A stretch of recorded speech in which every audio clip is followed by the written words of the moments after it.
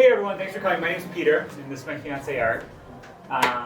Super humbled to be here and talk a little bit about what we do in real estate, how we got into it, and as Todd alluded to, what we do in real estate is mostly short-term rental focused today, so we'll be talking a bit about that, and happy to answer any questions at the end. So, to start off a little bit about us, my name's Peter. I am from the Boston area originally. I grew up outside of Boston. I often say I'm an educator turned entrepreneur. So I started after undergrad. I was a teacher. I taught world languages, Spanish and Mandarin. Was traveling with my students and loved travel. So I actually founded a study abroad company. We do study abroad and custom student travel in 6 countries, and that's my day job. So I'm the president and CEO of that. But I've always loved real estate and design. Eric also taught me what a mood boards and things like that. Like 5 years ago, I had no idea what a mood board was, and now we're doing that stuff all the time. So I've always loved real estate. In 2021, I decided to get my license, and it was really for me. Like, I love learning. I like being really good at anything I'm doing. So I studied and got my license, and really for me. But as Todd alluded to, I met the Candor team. It's really a good fit, and it's such like a privilege now. I do real estate with clients. It's not my full-time job. I just like love sharing what I've learned. I'm always learning more about real estate. And so now I'm a licensed agent with the Candor team. And I focus specifically on like the greater Boston area, south through the South Shore and onto the Cape is kind of my focus area. And I'm Eric. I grew up on Cape Cod.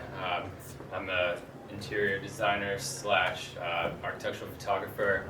I worked at Gensler Architects for a number of years, first as their executive assistant, and then kind of transitioned over to their in-house photographer. So I did jobs like Partners Healthcare, Velcro, Boston Globe, MathWorks, kind of like some big corporate campus projects, and then some interior stuff, or residential, by the way, like the Quinn down in Boston. Cool. So, we lost our transitions. So, we're going to talk a little bit about our journey now, and then we have some cool pictures and stuff to show you after. But to start at the beginning, back in 2019, not that long ago, we were down the Cape, I think, visiting your family. We were driving around, and we drove by this little cottage, and Eric's like, pull over, let's look at it. I'm like, okay, we look at it, it's 480 square feet, so it's like the size of maybe like a shed you have in your backyard. And we're like, this is cool. It was like straight out of the 1960s, naughty wood walls, plaid curtains, orange. And we're like, should we? So we buy this property. Mind you, it's 2019, so things were affordable. Yeah. So we were like, oh, we can handle it. It's doubled in price since, yeah. So we buy this property, it's super dated, and we bought it for us. So we have a condo in Boston, and this was like, we're like a second homes Cape Cod thing. We're like, sure. We knew we were gonna fix it up because it wasn't like move-in ready. So we're gonna do a little design, a little paint, freshen up, and like we'll play with design. We'll have a second home, and maybe like we all grew up here, like Cape people go to the Cape, so like maybe we'll rent it a little bit. We didn't rent it a little bit. We put it on Airbnb to see what happened, and in 4 days the summer was booked non-refundably. So people wanted to stay in our house, and we're like, oh. So what else about that? That's the story. So fast forward a year later. So then we're like, oh damn, maybe we're onto something here. So I was like, well, why don't we like look at a place that can probably book all season long? So instead of the Cape, which is more June, July, August, a little bit of September, we were like, well, what about like somewhere up in Maine or Vermont or something near like a mountain and got some skiing, some swimming, whatever. And we ended up finding this place in Western Maine. It worked out, so we put in like 5 offers at other places all throughout. Like, we put an offer on every house in Vermont, New Hampshire, and Maine. Yeah, and so this ended up working out. No appliances, no landscaping, was like in great shape though. It's brand new construction. So we took one look at it and we're like, yeah, we should do this. The inside is stunning. It's all wood, architecturally beautiful. So we were like, this place really only just needs furniture and we're good to go. So that one did super well. and that one was doing well. So then fast forward like 6 months, we're speeding up a bit. We're like, let's go back to the Cape. We're looking around the Cape. This is all so 2020, like real estate's getting a little competitive here. So we find this great spot in Eastham, which is out by like 20 minutes before P-Town. And that was our next property. With this property, it was unlike Plover Pass. By the way, I should have said that. We name our houses. So all of our houses have names, guests like that, we like that. So that's what these names are. So we bought this house in Eastham, and it wasn't a full reno like this one. But we designed it, we did some strategic improvements on the outside, we did the plumbing, the hot water system, a little bit of landscaping, we have some more work happening right now, we kind of have a capital improvement plan with that property little by little. And that was our most recent short-term rental purchase over the summer. And then this one kind of came out of nowhere. I saw it on the market twice relisted, and I was like, you know what, this is fate, we gotta get this one. I had my eye on this for a while. We looked at it, liked it, accepted an offer below asking, so we were like, we gotta do this. So this is an eyesore and a half inside, but we gutted the whole thing, and when we're done picking like all finishes and materials and furnishing it, it's gonna be stunning. So we have like a couple weeks left, and then this one will be done. So I'd say like overall in our whole portfolio, like we approach our properties to date as like buy and hold. And all with like strategic improvement. So we buy properties where we can improve somehow through our expertise, which is a lot of design, and we're pretty handy too. So every single property like is better instantly from the time that we buy it, and then always with the short-term rental in mind. So we're going to be renting it out as well, and that's where like the furnishing and the design comes in. So this is the first property. This is Plover Pass. So this is one of the bedrooms we did. You can see right here, this white paint is called sweat equity. Never again. It's the first and only time we'll be painting Naughty Pine. You need to prime it 6 times and then paint it 10 times. And then it comes out white. So we had a lot of like takeout Chinese food, but it was awesome experience. So So for this one, this was like the first one. So we really didn't want to put much money into this one because we didn't really know too much about what we were really doing, how much things would cost adding up wise, and what we were really planning on doing with the house in general. So it was like bare minimum updates and stuff, but for cosmetic reasons. But I mean, when we finished it with furniture, and you'd be surprised at how drastic of a change things are when you do a little paint, a little design, and change out some fixtures. So this one it was a very humble budget. And this has been year by year like one of our best performing houses. This is our baby, our first one. It's a shot of the kitchen. So you can see the curtains that we got with the house. We got rid of those. And you can see like small design finishes, and Eric is like key here, but like subway tile costs nothing. It's very affordable. Some black grout that really made it pop with the appliances. And it looks beautiful. We love it. We designed it for us originally. We just wanted a cool little spot to hang out on the Cape. But guests love it too, and it's super functional, super durable. And these are like affordable appliances. We chose to do a remnant piece for the quartz countertop, so that saves a ton of money. So I wouldn't say that it was cutting corners, but it was definitely a cost-effective way to update the house. Yeah. And then a picture of the bathroom. Wow. So again, we didn't knock down walls, the bathroom didn't get any bigger or anything, but redid the tile, painted, some design tweaks, and it had a huge difference. And then going back to like the business, which is the short-term rentals, that's how we like use these assets, how we use our properties. As you might be able to guess, like people will pay a lot more for that.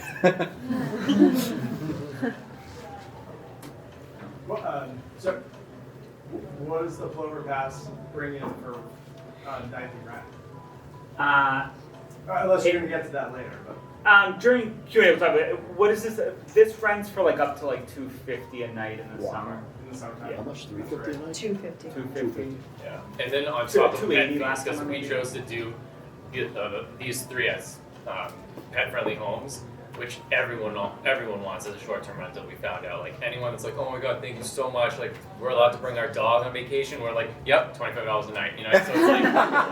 So it's great because we end up, you know, making an extra $100, $200 just because they have a dog or two, but then, you know, that's gonna end up paying for an updated X, Y, and Z for either this same house or the next one or whatever. So it's really $250 a night, but factored in with the pet fees, you can add a couple more. So this is the house up in Western Maine. Like I was saying before, the wood in this place was so nice. We didn't want to touch it with any color. We didn't want any paintings. We didn't want anything. We just wanted it to do its own talking, and then just have some nice furniture and decor to go with it, and kind of really paint the experience of being outdoors and out up in the mountains, and have like a lot of like faux fur and hides and blankets and all that kind of stuff. So we only have a couple pictures of it, but you'll see that's like, one of the the bedrooms. That's the living room. So a fireplace added, and then a lot of like the value add of this property were things like we were able to get this new. It was a new build, new construction, but not quite done. So like some of the venting and piping, landscaping, it came on like a dirt lot. So the value add in this one in terms of like equity in the house is really exterior and like little things, and then you can see the design, how we approached it. 41 North is the house out in Eastham on Cape Cod. This house, same thing. We bought it right as summer was starting, so the thing was to move fast to get it online for summer rentals. So design was the biggest focus at this house. We redid the hot water system, some plumbing, some landscaping. This one's about like 580 square feet, so it's another like very small house. In a bedroom. So our kind of strategic plan is we like to do like higher end stuff that's a little bit more elevated, but also minimalistic and is like clean, crisp, and neat. Because we found that like people love coming to spaces that are like well done, but not like full of crap. Like people don't want like all kinds of stuff lying around. So that's kind of been a big takeaway for us with like reviews. And we've learned a lot too with design. I think there's a prudent way to approach design with short-term rentals where like everything you see in this picture, like there's a reason why it's there. And there's a reason why we picked it versus another, like the blankets, the sheets, the bed frames, the decor, the flooring, the tiling. Like you pick things that are beautiful, that are in line with the aesthetic and the design, but also that will last because you don't want to be redoing your floors every 3 years at a short-term rental, which is having enormous amounts of traffic. Or the beds are breaking because you have kids jumping on them. So little things like that, like there's a lot of learning that's building up in each one of these properties. Yeah, and people are not afraid to tell you what's on their mind in reviews. I mean, not particularly like our reviews, but like just looking at other people's reviews, like people know things that are fake and junk and whatever, and like don't have a problem apparently calling people out about it. So do you guys use other reviews as inputs when you're designing a property, like on what to do or not do? I think we've it's been like learned from reviews, but we fortunately have very positive reviews. Yeah. But it's like process of elimination, really. I mean, it's like a learning process. So, we've had stuff like, I would have really benefited from a hook on the back of the bathroom door. So you're like, great, easy add, like, you know what I mean? But like, if that's the biggest problem we had during your stay, then I think we're good. So, yeah, it's but like that's little stuff like that. With our first property, I think something that made a difference from the start is we like lived in Plover Pass, that first little one. We lived there for a month because that was like our Cape house. And we've lived in every single one of our properties. They've always involved a little bit of work, and where we do a lot of it too and build the sweat equity. So living there is like, these are our houses that we share. They're very much investments. But like, we've cooked in all these kitchens. Like, we get the layout. Like, the cup should be here, and like, we're missing like, we've been cooking there for a month. So that stuff makes a difference. There's nowhere to hang a towel. Well, we've been showering there for a month, so like we know that and we fix it. Right. So things like that have made a huge impact too. Cool. You guys made some great design decisions. It's clear just by the photos. But what I'm really interested in, and I've noticed it in some of the photos, you guys haven't shied away from doing something that a lot of people may think is like faux pas, which is putting furniture in front of a window. So So you guys have done that, and it seems to work really well. If you go back to the second property in Maine, Yeah. you get the 3 beds lined up, and they're blocking some of the windows. But it works because it creates a more functional space for your guests, where you can Totally, put yeah. 2 beds in this bedroom, where most people would say, where do I put a second bed because of the windows? And like, Right. you guys are making some bold decisions Yeah. that work because it makes the space Smart more practical. composition is like key. Yeah. Yeah. Okay. And with short-term rentals, maximizing the space is crucial. Great. Um, Yeah. Especially in a size this big. Because like I mean, it's not by head, but like, you know, renting to 2 people versus renting to 4 people, that 6, 8, 10, that's a different property. So the more you can get in reasonably without making it into like a squatter house, Sure. is important, and legally, of course. And you also kind of have to think about like who you're marketing towards too. Like, is it like 2 couples that want to get away? Is it a family of 4? Is it like some woman and her daughter or something like that? You kind of have to like imagine what that's going to be like. So like one of the bedrooms was 2 twins, the other bedroom is 1 queen, because that could be for a couple or mom and dad, and these are for like the kids or someone who doesn't care that it's a twin bed anyways and it's just 4 friends. So it's kind of like you wanted to hit as many different scenarios as possible, because that's who's going to end up booking. Yeah, and you can say it sleeps 4, it sleeps 5, or it sleeps Right. 6, Right. depending on how many actual beds you have. Right. Exactly. And Yeah. that's huge, right? Right. Bigger groups. Exactly. Smart. So the attitude is more about functionality than, Yeah. like, exactly. you live there, but it's, you're not necessarily looking at it like, this is my home, because a lot of people would say, I would Right. never put a bed in front of the window, that's insane. But you're looking at it from a functionality standpoint, because Right. it's short term. I'm not moving in here, like, you're Right. not renting it for a year, someone's gonna be there for a week. They're gonna be in and out, they're not gonna, is that the Sure. mindset? Like, don't worry about the window, they're not gonna sit here and gaze at the stars, they're just here to rest their head and go. Yeah, most exactly. of them are out all day doing all kinds of stuff, whether it's at the beach or they're on a mountain, and they come home and they crash on the couch, and not one person has said anything about like, you know, anything negative about design wise or functionality or anything. It's Right. always been super positive stuff. On the flip side, our houses are often the most expensive in our areas. So we're often charging more because I mean, and not, I don't say that in like we put a lot of heart and soul into this, and people are willing to pay for this, and we do a lot of other things too to make the hospitality experience special. Yeah. And They're all paying for like that elevated experience, the simple touches that people forget, the like professional photography that's getting them to that page, and then just the overall design and the quality of the items in the home. So And even the it all angle of your makes sense. photos gives you a much better perspective on the space, right? The photo on the left is probably what the listing looked like. The photo on the right is, you know how to maximize the space with Yeah. your photos.